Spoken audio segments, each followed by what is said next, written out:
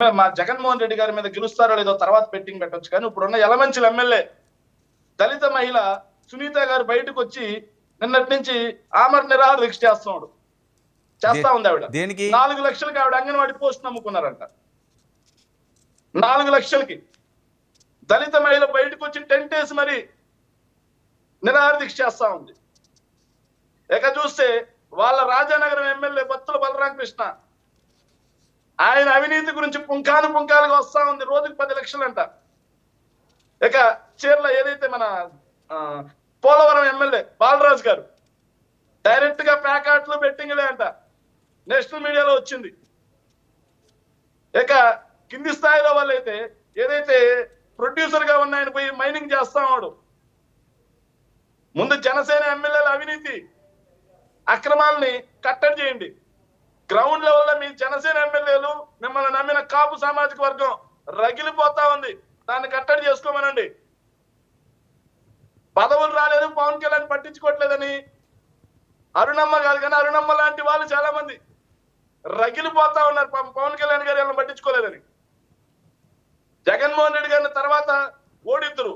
ముందు మీ కోట వినూత చేతిలో చచ్చిపోయినటువంటి రాయుడు అనే మీ జనసేన కార్యకర్త 200 మెంబర్షిప్ చేసినటువంటి క్రియాశీల కార్యకర్త ఆయన కుటుంబాన్ని పరామర్శించండి.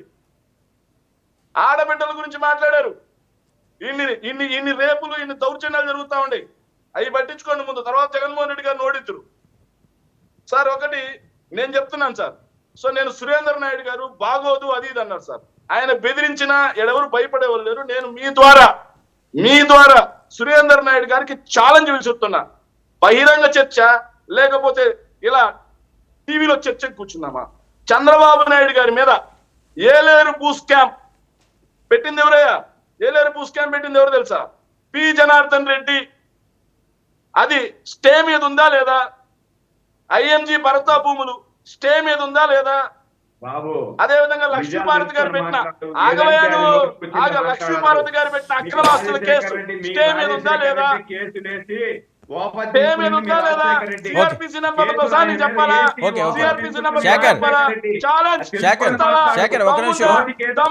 సురేంద్ర నాయుడు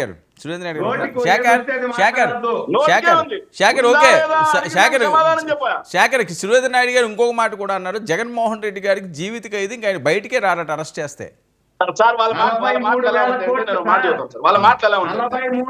ఒక్క నిమిషం సురేంద్ర నాయుడు గారు, నేను ఆగిపోయే మధ్యలో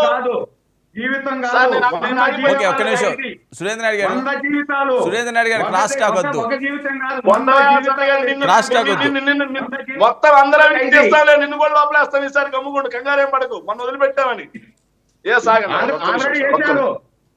అందరినీ వస్తాం, ఏం కంగారే లేదు. అందరినీ వస్తాం, ఏం అందరినీ అవినీతి బయట తీస్తాం.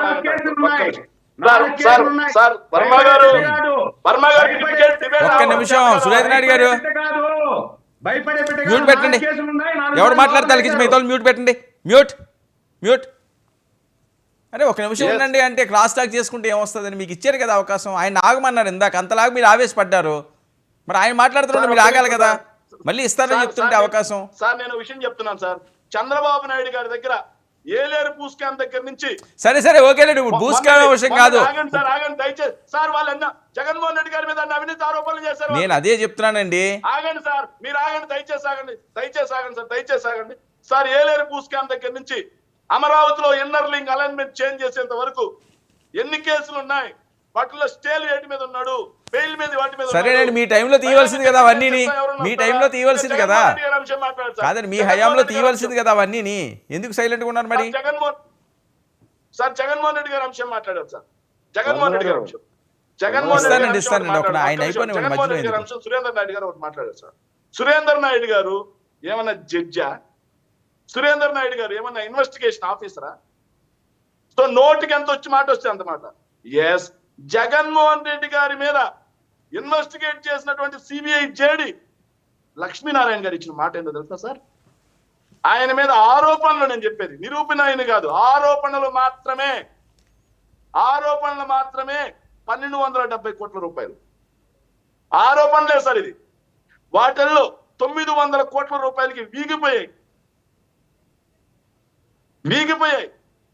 జగన్మోహన్ రెడ్డి గారు మీలాగా జగన్మోహన్ రెడ్డి గారు ఎప్పుడు కూడా నేను తప్పు చేస్తుంటే నన్ను లోపలేయండి అని చెప్పి డిశ్చార్జ్ పిటిషన్ వేశాడా? త్వరగా విచారణ చేయండి లేకపోతే ఆ కోర్టు కొట్టేయండి అని. మీలాగా తప్పు చేయలేదు అని చెప్పి బెయిల్ అడగల. చంద్రబాబు నాయుడు గారు అడిగింది నేను తప్పు చేయలేదు నాకు బెయిల్ అని అడగల. నడినెత్తి నుంచి అరికాలు వరకు మొత్తం రోగాలే ఉన్నాయి. జైల్లో ఉంటే నాకు చనిపోవడానికి ఆస్కారం ఉంది.